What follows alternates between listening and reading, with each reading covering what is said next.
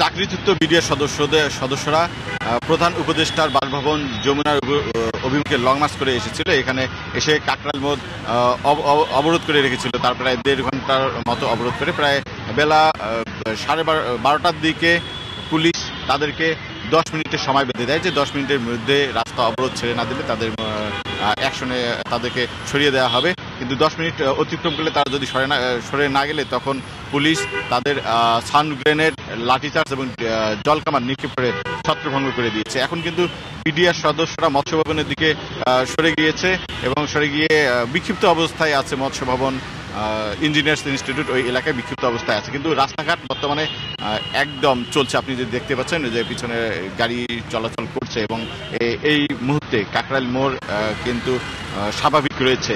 এবং এর আগে সকালে শাহবাগ মোড়ে বিডিআর সদস্যরা অবস্থান নেয় এবং জাতীয় জাদুঘরের সামনে কিন্তু তারা 15 দিন ধরে অবস্থান নিয়ে তাদের যে চাকরিতে পুনর্বহাল, সরকারি সব সুযোগ সুবিধা প্রদান এবং বিগত 15 বছর আওয়ামী লীগ সরকারের আমলে যত বিডিআর সদস্যদের চাকরিচ্যুত করা হয়েছে তাদেরকে পুনর্বহাল করার দাবিতে তারা আন্দোলন করে আসছিলেন এবং এই 3 দফা দাবি না আদায় হওয়া পর্যন্ত তারা আন্দোলন চালিয়ে যাবেন বলে ঘোষণা দিয়েছেন। এবং সকালে তারা শাহবাগ মোড় অবরোধের চেষ্টা করে এবং ইন্টারকন্টিনেন্টাল হোটেলের দিকে যেতে চাইলে পুলিশ সেখানে বাধা দেয়।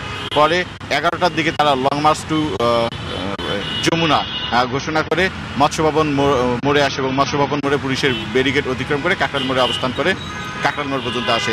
এখানে এসে পুলিশের সঙ্গে কয়েক দফায় সংঘর্ষ হয় এবং এরপরে চাকরিচ্যুত বিডিআর সদস্যদের ছত্রভঙ্গ করে দেয় পুলিশ।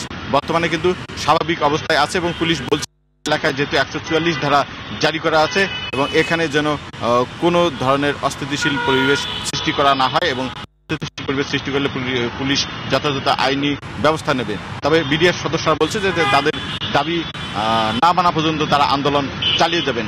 এই মুহূর্তে বৃষ্টি এবং ছত্রভঙ্গ করে দেওয়ার পর বিডিআর সদস্যরা বিক্ষিপ্ত অবস্থায় আছে।